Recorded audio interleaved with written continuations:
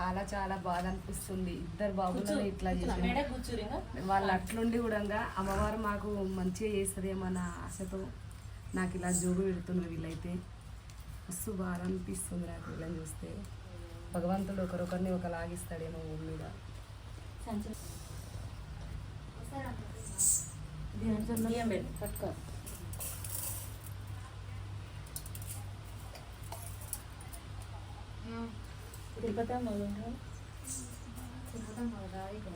రాది ఆయనకు సుస్థైనా గుండె ఆపరేషన్ చేయాలంటే మిషన్లు పోతలేదండి లోపల.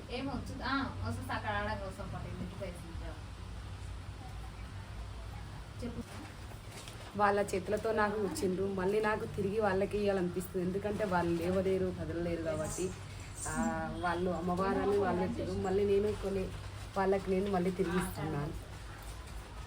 నాకు ఇట్లా ఇవ్వడం ఇష్టం.